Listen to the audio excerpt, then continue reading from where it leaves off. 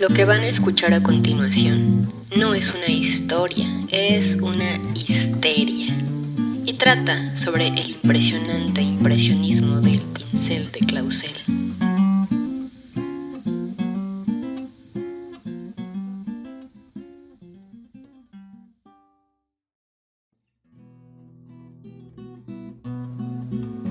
Contarles con precisión cómo fue el proceso de repatriación de Clausel, por lo menos para mí, es difícil.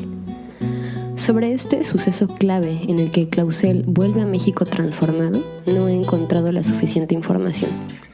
Supongo que queda de tarea para la investigación profesional en historia proporcionar esas respuestas. Lo que sí les puedo contar es que Clausel llegó a México a finales de 1896. Para estas fechas, ya nadie se acordaba del Demócrata ni de la masacre de Tomochica. Es bien sabido que nuestras sociedades sufren de episodios amnésicos como este. Así que con todo el pasado purgado, tanto por el olvido como por el exilio, el 8 de enero de 1901, Clausel recibió sin mayor problema su título de abogado. Las sociedades pueden reprimir de sus recuerdos las masacres y las persecuciones a las que someten a algunos de sus miembros.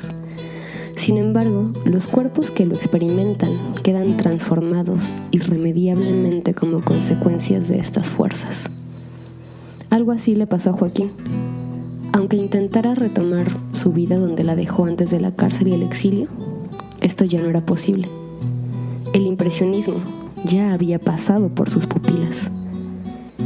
Clausel bien podía ser un hombre con traje y título de abogado, pero su alma y su mirada irremediablemente eran ya las de un pintor.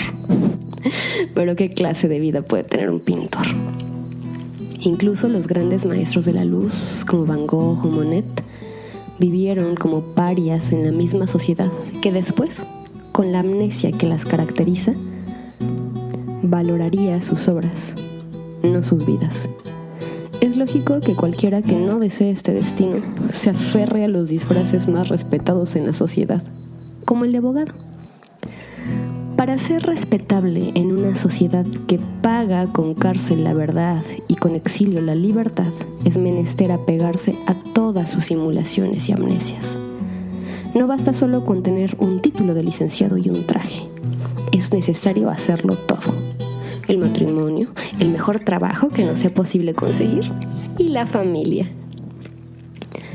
Chitty, la musa de juventud mediante la que Clausel se reencontró con su potencia creadora, ya no aparece en este episodio. En su lugar aparece Ángela Cervantes. Ángela es otra de las hermanas de sus amigos, pero no de cualquier amigo, sino la de Antonio. El amigo probado del alma a quien Joaquín debe los cuidados y los medios para su memorable fuga de la cárcel. Es lógico que Joaquín se enamore de ella y que ella, en vista de toda la consideración que le ha tenido su familia, también lo quiera y que en 1898 se casen. ¿Recuerdan que les dije que les contaría sobre los condes de Santiago de Calimaya? Bueno, pues los primeros condes de Santiago de Calimaya fueron primos de Hernán Cortés, y el padre de Ángela y Antonio era descendiente de estos parientes del conquistador. Se llamó a sí mismo el último conde de Santiago de Calimaya. Esto era solo un decir, pues desde 1820 la aristocracia como casta fue eliminada de México gracias a la sensatez de personajes como José María Morelos o Vicente Guerrero. Así, para cuando Clausel se casó con Ángela, de los resabios aristócratas solo se conservaba la casa, que por demás estaba empeñada para rentas de locales comerciales y habitacionales. O sea que una parte del palacio se había transformado en tiendas y en una especie de vecindad en la que luego viviría el doctorato. La independencia mexicana bien pudo haber eliminado en algunos lugares la aristocracia y el sistema de castas que lo acompañaban, pero no logró extinguir la sociedad de clases. Así, los hermanos Cervantes, por muy apocado patrimonio que tuvieran, todavía gozaban de consideración en la apretada sociedad porfirista. Joaquín ya tenía su título de licenciado y un buen matrimonio, pero para ser completamente respetable le faltaba el buen trabajo y conformar una familia con vástagos. Convertirse en adulto nunca es fácil, y en muchísimos casos el rito de transición consiste en sacrificar los ideales de juventud. Pienso que este fue el caso de Joaquín. Existe una investigación fascinante elaborada por Gisela Arcos sobre la vida laboral de nuestro artista, y por ella tenemos la siguiente información. Arcos Rojas cuenta que en 1905 el licenciado Clausel trabajó como secretario de Justicia en la Secretaría de Estado y el Despacho de Justicia e Instrucción Pública en la sección Justicia. Es decir, tuvo que dejar los sueños y aspiraciones de ser un periodista contestatario y aceptar la realidad de convertirse en un burócrata del régimen que en su pasado había criticado tan duramente.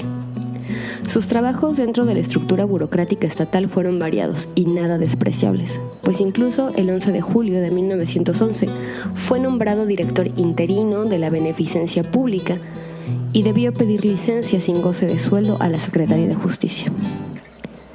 Quizá existan personas con una personalidad tan acartonada que verdaderamente disfruten del trabajo burocrático y que no tengan ningún problema con seguir las convenciones de la sociedad por voluntad propia.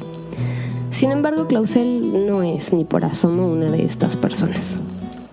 Probablemente su espíritu no disfrutaba de esta vida, sino que la soportaba tan heroicamente como soportó el exilio y la cárcel. Nuestro personaje ya ha probado no ser ni un pusilánime ni un vulgar, sino un hombre de carácter dispuesto a enfrentar las consecuencias de la libertad y un elegido de la magia. Es por eso que el demiurgo Momo vuelve a ser de las suyas y de una manera que no está nada clara atrae a uno de los personajes más interesantes de la plástica mexicana. El gran momento que he estado esperando ha llegado por fin. Es tiempo de introducir formalmente a Dr. Atl, o como lo he llamado aquí, el brujo de San Carlos. Chicharro narra que fue alrededor de 1903 cuando nuestros personajes se conocen y se hacen amigos. No es de sorprender, ambos tienen mucho en común. Atl es un pintor con intereses en la política y Clausel, un abogado con trayectoria política que pinta. Probablemente mi opinión sea extremadamente desinformada, pero siento que en alguna medida estos dos amigos son los primeros exploradores que tienen la osadía de aventurarse en un camino hasta entonces desconocido, pero que llevaría a la cultura mexicana a transitar del academicismo al modernismo. No he encontrado documentos que relaten cómo fue que estos dos se hicieron amigos, lo que me obliga a imaginarme a partir de los datos disponibles cómo comenzó su relación. El Dr. Atl era con toda propiedad un académico, y como académico un hombre del sistema. No en balde se hacía llamar doctor, pues era eso justamente, doctor en la más alta ciencia, doctor en filosofía. Además era pintor y profesor en la más prestigiosa academia mexicana dedicada a la plástica, San Carlos. No obstante, su relación con el arte y la ciencia le permitieron un margen de acción bastante amplio dentro de este sistema, pues fue sin duda uno de los profesores más progresistas y radicales dentro de los límites institucionales. De hecho, era llamado el agitador. Dr. Atl era 9 años más joven que Clausel, por lo que seguramente el chico rebelde que habitaba en Atl reconocía y admiraba la trayectoria de este escritor contestatario, que era Joaquín, así como el prestigio que ya gozaba como hombre bien colocado en el sistema. Imagino y siento que si Atl se acercó a Clausel pudo haber sido porque conocía las hazañas del demócrata. Y probablemente para Joaquín fue refrescante la compañía de aquel jovenzuelo que lo podía sacar del universo gris de la burocracia para llevarlo al alucinante mundo de la luz y el color que tanto le gustaba. Gerardo Murillo, Dr. Atl, era paisajista, por lo que gran parte de su trabajo consistía en vagar al aire libre y tomar apuntes. Esto se asemejaba ya bastante a la práctica impresionista. De acuerdo con la investigación de Chicharro, el Dr. Atl invitaba al licenciado Joaquín a pasear por la campiña mexicana. Y mientras el doctor tomaba sus apuntes sobre la naturaleza, ambos hablaban sobre política. Una de esas ocasiones, el doctor le insistió al licenciado que se animara a pintar. Nosotros sabemos que Joaquín, antes que abogado, fue caricaturista. dibujante y un estudiante del impresionismo, por lo que el resultado del reto que le lanzó Atl no nos sorprende. Sin embargo, probablemente fue todo un acontecimiento para ambos lo que sucedió en ese momento. El respetable y hasta entonces gris burócrata licenciado Joaquín Clausel fue impulsado por su joven amigo y dio el salto que le hacía falta. Así fue que el brujo de San Carlos inició en la magia de la pintura a nuestro pintor campechano. Su iniciación no ocurrió en la academia, sino en el mismísimo templo de la naturaleza. El destino es inevitable. En este episodio, la fuerza del arte se vuelve a aparecer de manera incontenible en la vida de nuestro héroe. Y esta vez llega para quedarse e insistirse, dando batalla desde el interior a las fuerzas reaccionarias del aburrido status quo porfirista.